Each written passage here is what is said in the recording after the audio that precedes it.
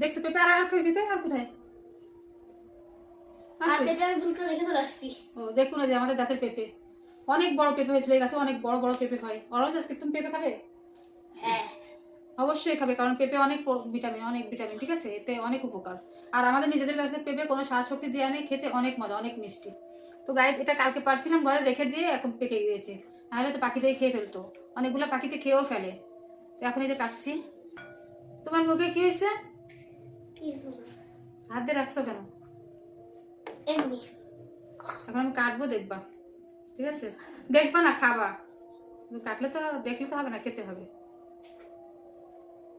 আমি পেঁপে পছন্দ করি মোটামুটি, অত বেশি পছন্দ করি না, আবার খাই না তাও না, ভালো লাগে। আর আমাদের গাছের পেঁপে তো ওই জন্য বেশি পছন্দ করি, অনেক মিষ্টি।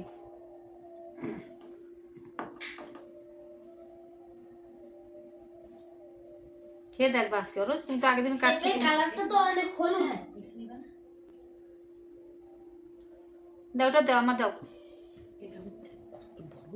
এই যে দেখেন, এই যে, এই যে দেখেন, আরো আছে অনেক বড় সাথে পেঁপে। ম্যাচ করেছে। হ্যাঁ আমার জামার সাথে ম্যাচিং হয়ে গেছে, অনেক বড় পেঁপে কিন্তু। আরো এই যে আছে, পেঁপেটা অনেক বড় বড় পেঁপে হয়ে গেছে, দেখছেন?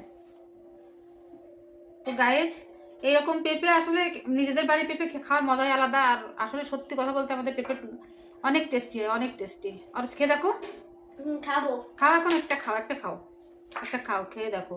এই যে আমি খাচ্ছি, অনেক টেস্টি, অনেক।